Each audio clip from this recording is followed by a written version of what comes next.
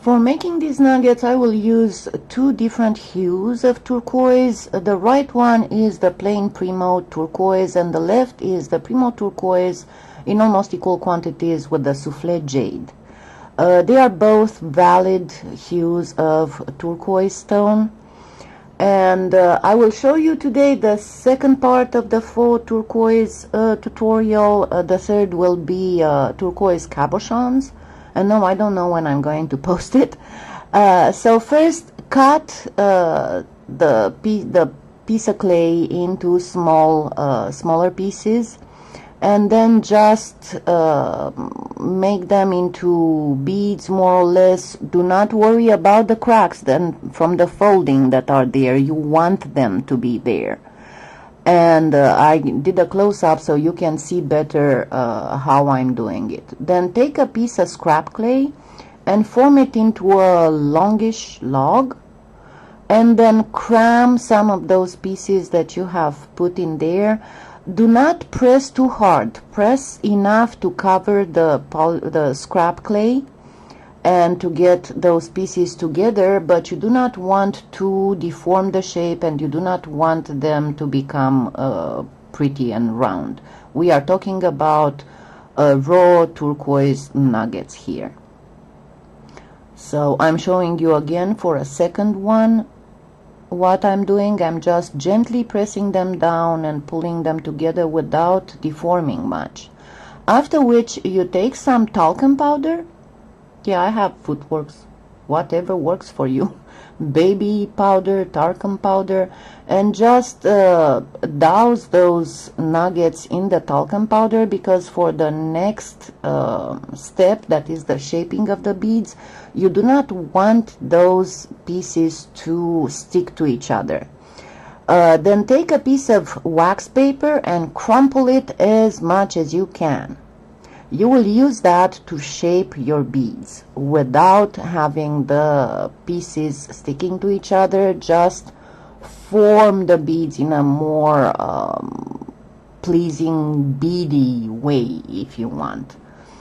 And the crumbled wax paper will help with holding the irregular shapes of those little crumbs that you have there.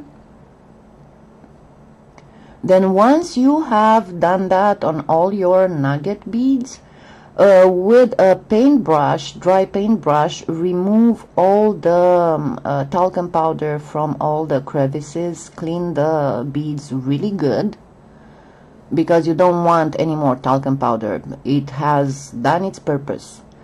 Now I will take some acrylic paint, and that is burnt umber, and then I am using gunmetal metallic. If you don't have gunmetal metallic, you can use black. And then I will be using some glitter. This is from the American Body Art line. It's called Treasure. I like it because the copperish hue it has is very similar to the copper flakes that can be found in turquoises. Remember, you never find gold flakes in turquoises. There might be a lighting issue with the photo, but turquoises form in copper ore mines. So I mixed the burnt umber with the gunmetal, and then I will be putting some glitter in there. Now the glitter part is completely optional. You don't have to do it. I chose the American Body Art because it's a fairly small glitter. I do have copper leaf, but the copper leaf has the bad habit of getting painted over by acrylic paint. So get the mix, and with a stiff paintbrush, apply it in all the crevices of the bead. Make sure that the crevices are full. Do not press on the bead. The more you press, the harder you press, the more you will embed the glitter in the clay, and it will be much harder work to sand it off after. If you did not use glitter, then you're just good to go. And after letting them be for a few minutes comes the part where you need to clean them. First, I am doing just a plain rough cleaning, and again, do not press too hard, and that is a very stubborn bead. And put a little bit of alcohol on the paper towel. That will help you remove some of the acrylic paint. The second one will involve again spraying the paper towel with alcohol, but this time rub the beads a little bit on it, and until you get most of what is on the bigger surfaces. The third part will involve the more thorough cleaning, and that will be dousing the bead itself with alcohol. At the stage I'm in now, I only douse the paper towel. Now the third and final stage of cleaning, you douse the bead with alcohol, then gently rub it on the paper towel. But after that, get a smaller piece of paper towel so you can actually clean close to the crevices, because it will be very easy to sand the larger surfaces, but it will be very hard to sand near the crevices.